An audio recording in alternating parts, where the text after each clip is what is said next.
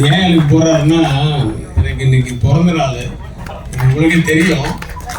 அதனால தான் அந்த கோயிலுக்குலாம் போயிட்டு வரதுக்கு லேட் ஆயிடுச்சு. இல்லைன்னா நானும் விக்ரமன் சாரோட இன்டர்வல் அவங்களோட பேசியிருப்பேன். ரொம்ப ரொம்ப ரொம்ப நன்றி நீங்கள்லாம் வந்து படத்தை பார்த்ததுக்கு. உங்களோட அபிப்பிராயம் என்னவா இருக்கும் அப்படின்னு எனக்கு தெரியல. நல்லா இருக்கவும், நல்லா இல்லை, நல்லா சுமாராக இருக்குது, ஓகோல் இருக்குது, எப்படி வேணா இருக்கலாம். பட் ரொம்ப டேமேஜ் பண்ணுற மாதிரிலாம் எதுவும் போட்டுறாங்க. ஏன்னா ஒருத்தருடைய லைஃப் இல்லை இது. விக்ரமன் சார் மகன் வந்து அவர் கடின உழைப்பு இந்த படத்தில் நீங்கள் பார்த்துருப்பீங்க.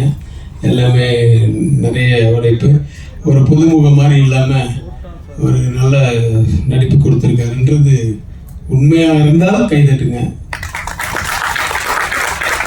அவங்களே அக்செப்ட் பண்ணுறாங்க. அவங்க யாருன்னா அவங்க தான் பப்ளிக், அதாவது பப்ளிக்கோட ரெப்ரசன்டேட்டிவ்ஸ். ஸோ அவங்க சொன்னால் பப்ளிக்கே சொன்ன மாதிரி. So you cannot receive public அந்த ரெஸ்பான்ஸ் வந்து டைரக்ட்லி. ஸோ இவங்க ஆமோதிச்சிட்டாங்கன்னா அதுக்கப்புறம் நீங்கள் ஓஹோன்னு வந்துடுவீங்க, மிகப்பெரிய நடிகர் ஆகணும். அதே மாதிரி என்னுடைய அசிஸ்டன்ஸ் சூரிய கதிர், கார்த்திக், அவங்க 2 பேர் தான் இந்த படத்தை டைரக்ட் பண்ணியிருக்காங்க. எனக்கே ஷாக்கு. என் அசிஸ்டன்ஸ் வந்து இவ்வளோ நாள், ஏன்னா நான் ஒரு ஷாட்டு கூட நான் போய் எதுவுமே சொல்லவே இல்லை. அதனால் வந்து ரொம்ப நல்லா பண்ணியிருக்காங்கன்னு எனக்கு நம்பிக்கை. உங்களுக்கும் அந்த நம்பிக்கை இருக்கும்னு நினைக்கிறேன். நீங்கள் நல்லபடியாக அந்த படத்தை வந்து மக்கள்கிட்ட கொண்டு போய் சேர்க்கணும், இந்த படத்தை வெற்றியடைய வைக்கணும் அப்படின்றது என்னுடைய ஆசை. அதை பூர்த்தி செய்வீங்க என்ற நம்பிக்கையோடு என்றென்றும் நன்றியுடன் KS ரவிக்குமார்.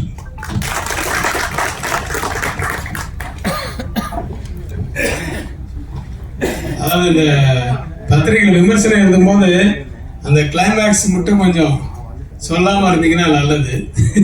ஏன்னா பப்ளிக்கில் பார்க்குறவங்க, அதுவும் நான் இன்டர்வியூலலாம் சொல்லியிருக்கேன், பப்ளிக் வந்து டக்குன்னு அதை சொல்லிட்டாங்கன்னா அடுத்து படம் பார்க்குறவங்களுக்கு ஒரு இன்ட்ரெஸ்ட் இருக்காது. அதனால் இது என்னோட முதல் படம் புரியாத புதிரில் நான் அதுலேயே போட்டிருப்பேன், 2லேயே போட்டிருப்பேன், கார்டு போட்டிருப்பேன். பட் இதில் போடல.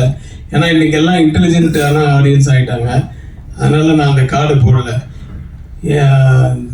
இந்த படத்தின் இறுதி காட்சியை பற்றி வெளியில் யாரும் சொல்ல வேண்டாம் என்று கேட்டுக்கொள்கிறேன். என்றென்றும் நன்றியுடன் அது ஃபஸ்ட்டு படத்தில் போட்டேன்.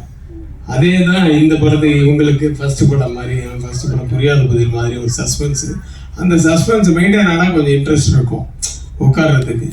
இல்லைனா யாருன்னு முன்னே தெரிஞ்சிச்சுன்னா அது அவ்வளோ இன்ட்ரெஸ்ட் இருக்காது. அதுக்காக உங்கள் விமர்சனங்களில் உங்களோட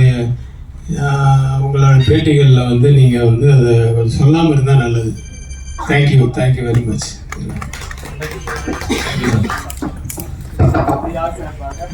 ஸ்டாப் நாகராஜ்.